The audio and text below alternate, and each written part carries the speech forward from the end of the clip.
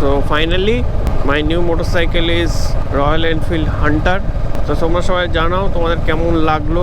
থেকে একবার লুকটা তোমাদের দেখিয়ে দিই। দেখো আমি হাইওয়ের মাঝখানে দাঁড়িয়ে পড়েছি। তো এই দেখো এটা হলো ফ্রন্টের লুক, বেশ কিউট অ্যান্ড কম্প্যাক্ট লুক। আর যে জিনিসটা আমার খুব ভালো লেগেছে, একটা ইন্টারসেপ্টার টাইপ, অনেকটা ইন্টারসেপ্টার টাইপের একটা লুক আছে সামনের দিকটায়। আর যদি আরও কিছু বড় বলে ফেলি, একটা ছোট্ট ট্রায়াম্ফ স্ট্রিট টুইনের মতো দেখতে লাগছে আমার। ছোট্ট ট্রায়াম্ফ স্ট্রিট টুইন অনেকটা যে ডিজাইনটাকে রিজেম্বল করে। So good morning everyone. তো গাইজ আমি গাড়ি ডেলিভারি নিলাম 27 তারিখে। আর এই দুদিনের মধ্যে আমি মোটামুটি 81 কিলোমিটার চালিয়ে ফেলেছি। আমি এত এক্সাইটেড ছিলাম যে দুদিনে আমি কিছু ব্লগ করিনি, শুধু বাইক চালিয়ে গিয়েছি। তাই আজকে ভাবলাম একটু বেরোই, বাইকটা অন্তত আজকে একটা পিওর রাইড ভিডিও বানাই। ড্যাশবোর্ডটা তোমরা সবাই দেখো, চলো।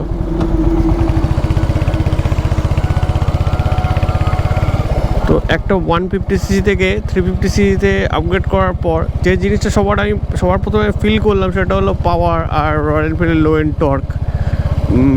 আমার ব্যাপক লাগছে এই ফার্স্ট গিয়ারে যখন এই যে টানটা সাংঘাতিক।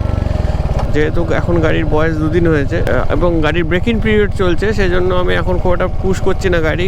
আর যে ফ্রন্ট টায়ারটা তোমরা শুধু লক্ষ্য করো, এটা 110 সেকশনের টায়ার। আমি এখন অবধি যা বাইক চালিয়েছি তাতে 100 সেকশন পর্যন্ত ম্যাক্সিমাম ছিল, অর্থাৎ আমার এফজিতে 100 সেকশনের টায়ার ছিল।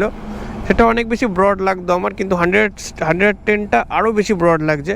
এবং যেহেতু গাড়িটা কম্প্যাক্ট, সেই জন্য টায়ারগুলো গাড়িটার সাথে খুব সুন্দরভাবে গেছে, এবং তার সাথে এই ম্যাসিভ ইঞ্জিন।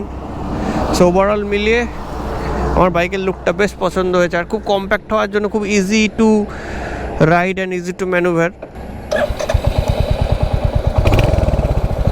আর ভাইব্রেশনের কথা কি বলবো, তোমরা তো জানোই যে সিরিজ ইঞ্জিনের ভাইব্রেশন কেমন কি, এগুলো নিয়ে পরে কথা বলবো। কেন আমি রয়্যাল এনফিল্ড হান্টার কিনলাম, কী বাইক আমি দেখেছিলাম, দেখে সব কিছু বাদ দিয়ে কেন রয়্যাল এনফিল্ড হান্টার চুজ করলাম, এসব নিয়ে যা ভিডিও হওয়ার দরকার আমি সব ভিডিও বানাবো, তোমরা শুধু দেখতে থাকো। আর আজকে দেখো সকালবেলায় বেরিয়েছি, ওয়েদারটা খুব সুদিং। তো আমার ইয়ামাহা এফজেডএস নিয়ে আমি খুবই স্যাটিসফাইড ছিলাম। আমি আর একটু বেশি পাওয়ার চাইছিলাম, প্রায় অলমোস্ট 3 বছর আমি চালিয়ে ফেললাম ইয়ামাহা এফজেডএস। তা ওতে সবই ভালো ছিল, ওতে কোনো কিছুরই কমতে ছিল না। বাইকটা অলরাউন্ডার একটা বাইক, আরও বেশি পাওয়ারফুল একটু কিছু চাইছিলাম, বেশি হায়ার সিসি, সেই জন্যই জাস্ট আপগ্রেড করা। এছাড়া কিন্তু আপগ্রেডের কোনো কারণ নেই। আমি লাস্ট রাইড ভিডিওটা এই রাস্তাতেই করেছিলাম, আবার এটার ফার্স্ট রাইড ভিডিওটা এই রাস্তাতেই করছি।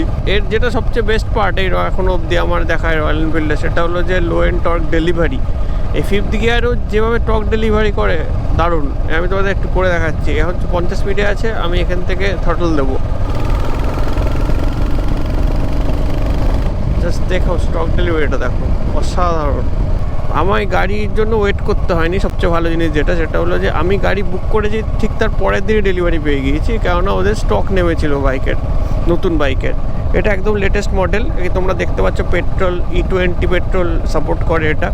আর এখানে IMOTY অর্থাৎ Indian motorcycle of the year 2023 এই লোগোটা আমার আছে, এটা একদম লেটেস্ট মডেল।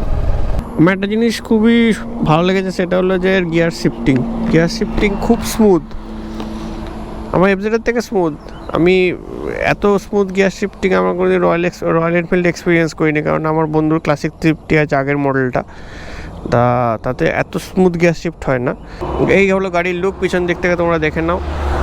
তা আমার এফজেডে 140 সেকশনের টায়ার ছিল রেডিয়াল, এতে রেডিয়াল টায়ার নেই, এতে সবকটাই নর্মাল টায়ার। পিছন থেকে ব্যাপক ওয়াইড লাগছে, কেননা গাড়িটা একটু কম্প্যাক্ট। আমার এফজেড একটু বড় সড়ো ছিল, এটা একটু কম্প্যাক্ট।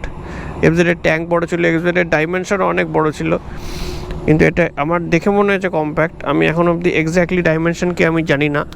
এই দেখো পিছনে C8-এর টায়ার পেয়েছি, এটা top model rebel red model.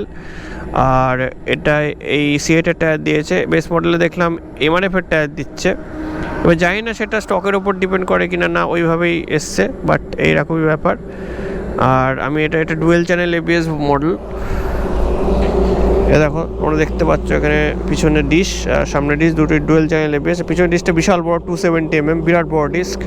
আর আমার যেটা চাইছিলাম আমি এফজেড থেকে আপগ্রেড করার পরে আমি মোটামুটি সব পেয়েছি, অলমোস্ট সব কিছু বজায় রেখে। কেননা এফজেডে যেমন রাইডিং পজিশন ছিল সেটা পেয়েছি, ক্লাসিক বাইকের ইচ্ছে ছিল সেটা পেয়েছি, পাওয়ার চাইছিলাম পাওয়ার পেয়েছি। তো সব কিছু নিয়ে আমি স্যাটিসফাইড মোটামুটি। তবে বাইক চালাতে চালাতে আজকে প্রথম দিনে একটা কথা বলতে চাই, সেটা হলো যে আমি ইউটিউবে বহু জায়গায় রিভিউ দেখেছি যে হান্টারের সাসপেনশন নাকি খুব স্টিফ এবং সেটা ভালোভাবে কাজ করে না, খুবই বাউন্সি রাইড হয়। কিন্তু আমার এক্সপিরিয়েন্স অনুযায়ী সামনের সাসপেনশন যথেষ্ট ওয়েল টিউন, অতটা স্টিফ নয়। আর পিছনের সাসপেনশন স্টিফ কিন্তু টিউনিংটা বেশ অন্যরকম। যখন হালকা পাতলা গর্তপত্র ওপর দিয়ে যাচ্ছি তখন কিন্তু অত জার্ক ফিল হচ্ছে না। হ্যাঁ, বাম্পারের ওপর যখন যাচ্ছি তখন কিন্তু জার্ক ফিল হচ্ছে। কিন্তু যদি তুমি স্লো বাম্পার পেরাও, যেটা আমার অভ্যাস, তোমরা আমার ইউটিউব ভিডিওতে দেখেছো এফজেড নিয়ে আমি স্লো বাম্পার পেরোই, খুব স্লোলি বাম্পারের ওপর দিয়ে যাই, তখন কিন্তু অতটা ঝটকা ফিল হচ্ছে না। 55/60 ওয়াটের হেডলাইট দিয়েছে, যার পাওয়ার যথেষ্ট ভালো এবং রাতের বেলা যথেষ্ট ভালোভাবে রাস্তা ইলুমিনেট হচ্ছে, সুন্দরভাবে দেখা যাচ্ছে।